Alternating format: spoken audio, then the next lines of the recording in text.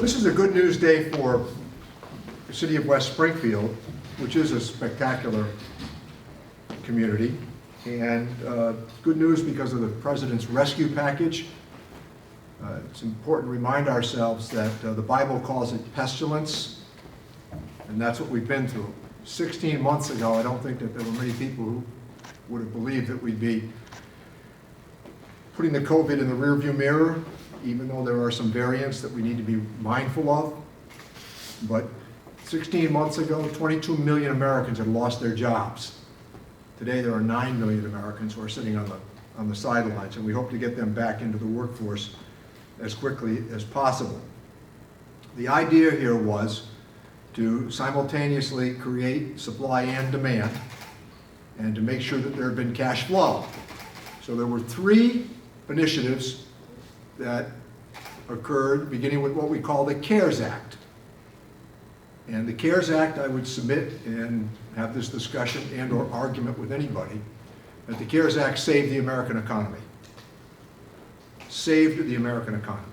And then in December of last year, we did the HEROES Act, a portion of which, again, people benefited from.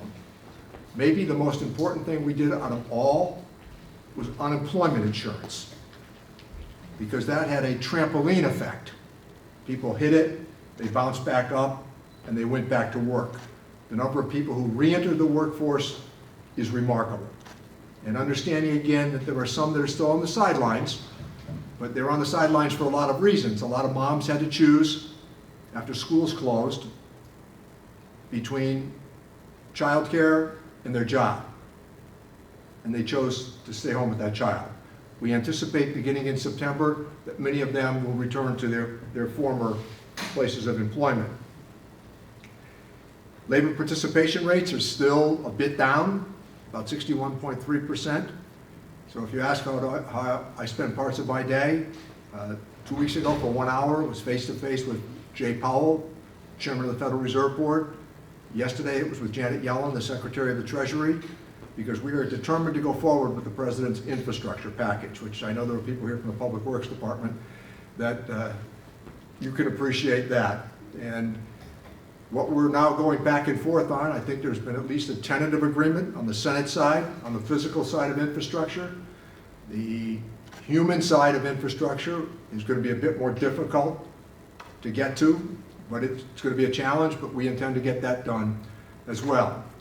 So the city of West Springfield receives $13.2 million and broad discretion to the mayor and the city council for how those priorities will be determined. But I think what's significant about that, it's almost $3 million in direct aid to the city. And then for the school department, you have the difference, and that is $10.4 million. And applause to the people who have gotten us through the COVID in a very, very difficult time. And to those teachers, as the administrators know, showed up every day when they had to, and then taught remotely when they had to as well.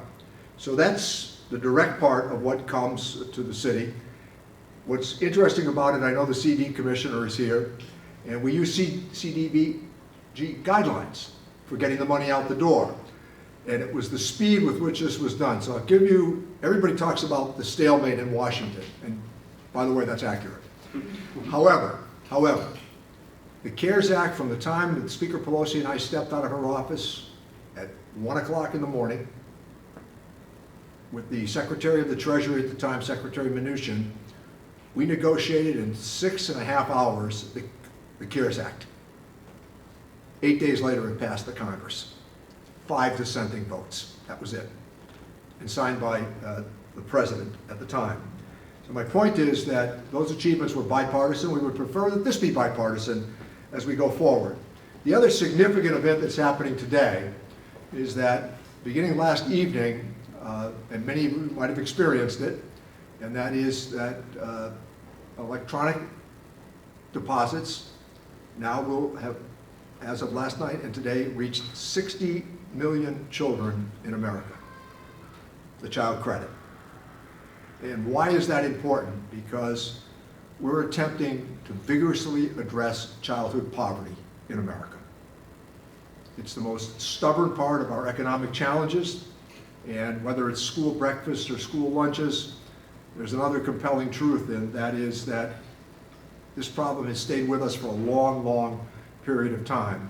So for families that have children, and there's a phase out above $75,000 for single filers, $150,000 for joint filers, but about 80% of the American families are going to receive this beginning today. And so there'll be $300 a month for children ages 0 to 5, $250 a month for a child, for families with children from 6 to 17. As I noted, in this congressional district, the first congressional district, 86% of the children, or 129,800 children, almost 130,000 children, as of today, are going to begin to draw this benefit. And that means 44,000 households, and the average benefit per family per child is about $2,800. That will help people get through, again, this plague that we've just come on the other side of. We believe that in this district alone, that it will lift almost 8,500 children out of poverty. So, lasts for 1 year.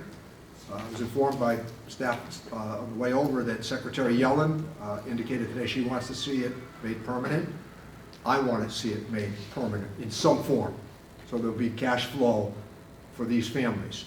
And I think that when you consider what the federal government did, and as I explained one evening in a moment of frustration with the speaker, we were sitting in her office, and we were talking about how to talk about it. And I said, Madam Speaker, the best way to talk about it is to point this out. We're buying time. Nobody knew 16 months ago what the pandemic was going to mean. And consider that these vaccines were brought to the market in 8 months. Much of the research done in Kendall Square in Cambridge, Massachusetts, for Pfizer and Moderna. Federal government subsidies helped them out as well, certainly with Moderna. And I call attention to that because Massachusetts was at the center of creating those vaccines. So there were $1,400 impact payments. Then we did another $600 for families, and enormously helpful, as well as the next priority that we have with this, and that is strengthening the earned income tax credit. That means we reward people who go to work every day. That's a really important consideration, but what we did was to expand it to single filers for the first time. And the nice thing about what we did with this child credit, I just briefly talked to the mayor about it, and President Griffin, by the way, if I had one family that supported me from the first time I ever took out nomination papers 45 years ago, it was the Griffin family. They lived on Kenway Drive, and 42 That was the Kenway Kavanaugh, Drive. we were at 50. All right. The Kavanaugh, was same 42, thing. right. 42, well, that was where the party was. That's where the party is. And my point is on this that this is pro-family, this is pro-good economics. And it's going to be good for the people of West Springfield who deserve it. And we should hear from your very fine mayor, Mayor Reichelt.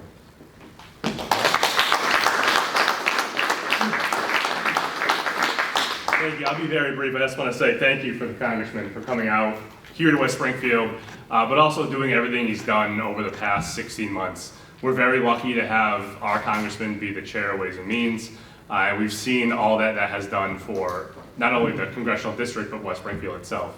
The money that we're getting, as the superintendent knows, is going to be huge to make up our loss of education for our students over the past year, to invest in our aging infrastructure, the problems we saw with our infrastructure during COVID, whether it be air conditioning or HVAC issues or just the general age of our buildings and the impact that has on learning loss. So we have $10 million plus to do work on that. The work we'll do on the town side, President Griffin and I get along very well. We've talked about the infrastructure, the lack of infrastructure that we have and the work that needs to be done. I've heard of that for the past 6 years, so anything we can do with infrastructure, though, we'll happily spend the money. We'll happily spend that money. So the money that has gone from ARPA to the state, that the state has now recently announced will be available in grants for things like clean water and drinking water is hugely important for us. So we'll happily spend this money, we'll be able to, but also just work understanding that the money that's coming to us is great, and we'll be able to do more for the community to bring people here and to have them spend money locally and help support the businesses that were hurt over the past 16 months, but also hearing the families that are getting money as well, and they'll be able to, we know that with the refugee population we have, Stephanie knows that through community development and the work we do on that, the money we get every year from the Black Grant, which is also hugely helpful. Our families will be directly benefited, it will improve the entire community, and you know, as they always say, as rising tides lift all ships, it will benefit everyone in West Springfield. And with that, we'll hear from President Griffin, talk a little bit about the work we do together. Well, I'm here today representing the council, and I just want to make sure that very rarely do I wear my blue jacket, but the congressman was coming, so I threw it on today. But honestly, I'm here to thank, on behalf of the city council, the congressman for all the work he's done for West Springfield. Frankly speaking, he's very humble. So when he goes to Congress, I can tell you this, we as the Griffins knew Congressman Neal when he was coming up, when he first ran for school committee. And we have never left his side, and he's never left ours. But quite frankly, he's very humble, because when, you know, people look at congressmen and they always say, well, these are all the rich men. These are all the rich men and women in America. Well, Congressman Neal was not a rich person. He was just a very bright person, and someone we could get behind. And he, from legitimately, from when I was this high, I've always looked up to him. And quite frankly, you know, when you go to Tech High School, when you get brought up by your aunt, the way you did, you know, he lost his parents at a very young age. His aunt was on Social Security, and his aunt brought Congressman Neal up, along with his sisters. So, you know, when we're sending Congressman Neal to Washington, he's one of us, bottom line. And I'm thrilled and honored to be here today in your presence, and where you've become and how you've become our stalwart in the Congress. I couldn't be more proud, and I really thank you. Thanks, Griffin. Thank you.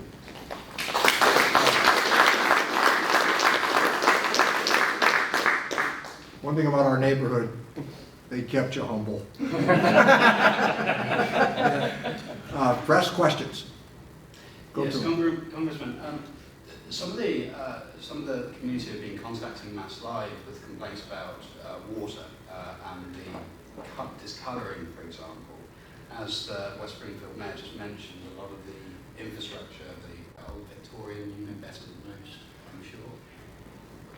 What plans are there to invest in Hanover County and West Springfield, Western Massachusetts for that matter? So the president's proposal, which I'm all in on, I was all in on it with the former president if we could have ever gotten it done. But I'm all in on this. I think that getting the lead pipes out of our water systems, making sure that there's an investment. Cobble Mountain is the star. What's happened with water in the valley, the number of communities that have been served. But it was always a great investment that took place because of the people who had run the system. And I think that what we're talking about is sewer and water. We're talking about broadband expansion, highways, bridges, roadways, airports, and rail. And on the east-west side, I've spoken extensively to Governor Baker about this. Can't say that I've gotten him over the goal line yet, but I'm not going to leave it alone, and he knows that. There's been a pretty good relationship there. And I think what's important is that America's infrastructure is falling down. It's just in bad shape. And part of it has been that there was a time when this was the easiest thing to do in Congress. Everybody just broadly agreed. And that got caught up in the partisan warfare. So the outcome has been that what's interesting about even this argument that you're reading, it's moving along despite what the reports are you're reading. And what's interesting about this is where they disagreed with us on health care, the ACA, and we disagreed with them on the tax cut, everybody agrees on the need for infrastructure. It's just how do we raise the revenue to do it? And I think that I'm so bad that the superintendent and the principal will appreciate this, that I had a group from Oregon on the phone, or on the call a month ago, and they were giving me a little bit of pushback on this, you know. And I reminded them what the Lewis and Clark expedition had done for the Pacific Northwest, stopped them in their tracks. And I would also use the Transcontinental Railroad. Lincoln did that in the middle of the Civil War. Grenville Dodge from Massachusetts was there when Lincoln hit the last nail. And the Big Dig. Anybody who's been to Boston recently? It opened up the whole waterfront. Transformative. And we did pretty well, but not as well as the Boston region. So there's going to be regional equity here, I can tell you that. I made sure that there are now 3 members of the Massachusetts delegation that are on the infrastructure committee. You've got Lynch, Moulton, and Auchincloss that are on the committee. And the mayor knows what infrastructure means, and the council president, they know what infrastructure means. And there's going to be some money in here, I think, for school building rehabilitation. And I do believe in the idea that there has to be some sort of maintenance of effort from the community, because you don't want the federal government building schools. Rehabbing them and putting money in there for you to do it yourselves, fine. But I think we want to make sure that the local citizenry have some input. So this is going to be pretty big. As of yesterday, the Senate looks as though they've reached a tentative agreement on about $1 trillion of expenditure. And then the other side of it is going to be what we call the caring part of infrastructure. It's not just the roadway that gets you to work, it's the child care that keeps you at work. That's the argument. Go ahead. Just going back to just a follow-up question though. I mean, this is, a lot of the piping has been there for centuries. Why is it taking so long to really address this now? And obviously this is still talks. I think that a couple of the public works people I met, they know why, because everybody resists the long-term expenditure and you try to do patching. So what can patch we it do regularly. to address that? I mean, how many times do you ride through an intersection here in Springfield or West Springfield where a pipe bursts? That's when it's fixed. Taylor Street, the road collapsed in Yeah, fact. I mean, that's what's what being happens. done to address this slowdown, this snail pace? Well, I think most local governments don't have the capacity to do a major upgrade, so they do repairing and patching. But I think this would allow for us to get rid of lead pipes. There are dams that are still built with wood. And I think that as those assessments have come through, there are thousands of dams in America that, by the way, some that are privately owned. People don't realize that either. A lot of dams are privately owned still. And for those of us who came from an industrial economy here in New England, those dams were privately owned because a lot of those companies use the power of water to generate electricity, but they were still privately owned. So I think that those are the kinds of examples that we want to take up, and also getting some of the old buildings taken down that don't make any sense anymore. And I also want to make sure that there's money here for brownfields, because in New England we're plagued by brownfields. And here's what you want to think of.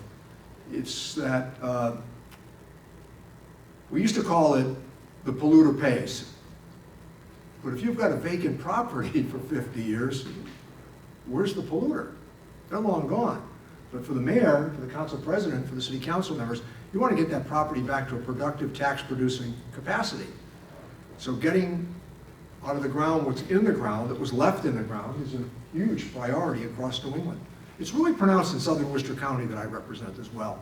A lot of those old factories. Through the Blackstone Valley, you can see that. So, I mean, the example of what happened in Flint just a few years ago is a horror story. And as the indictments came down, part of the argument was, well, how do we cut back on water? We're fortunate around here, we have one of the best water supplies in all of America. Questions? Yeah. Congressman, President Griffin and I have been on the City Council for a number of years now. I'm not running for reelection this year. But when we were talking about rebuilding the Coburn School, we discovered that many of the sewer pipes in that neighborhood were well over 100 years old and made of chestnut trees that were cemented in place.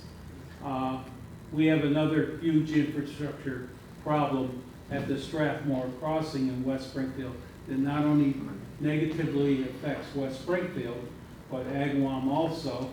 And when the Big E is in vogue or Memorial Avenue is tied up, it's very, very tough for, we're in mutual aid pacts with Agawam and West Springfield, to get an ambulance or a fire truck over there. And people, because they load the trains in Selkirk, New York, and they load 125 plus cars on them, when they get down here to West Springfield to reassemble, they won't fit in the yards. So our crossing on an almost daily basis is backed up for over an hour. Way back in the 70s, we had talked about putting a flyover in there, but it was not able to be funded by the two communities. And if real expansion comes here, and that would be a great thing for the state, we really need to find some help with that. And first, thanks for your good career work here in West Springfield, and I will testify to the fact that I heard from you regularly, repeatedly, over and over again, but it's a testimony to you that your love of the community was well known, and I do think that those are the kinds of things that we can get done with the mayor and the council. That's really music to my ears, even though I'm going out the door. You know? Well, Mayor Sapelli and Mayor Reichelt, I thought they did a great job, and our office was much involved with that rail crossing challenge that you had. It was done in record time. I noticed that if there had been cost overruns there, we'd have been reading about them forever, but the fact that it came in well under cost, Under budget. it was a one-day story. Yeah. Such are the pitfalls of our lives, right? Yeah. We really appreciate you, Congressman. And, even though we used to be in another congressional district over here in West Springfield, the Kelly family has always They've supported. been terrific, and I can assure you of one thing, you're staying in this congressional district. Any other questions? Well, thank you all. Thank you. West Springfield's terrific. Thanks, Mr. Mayor.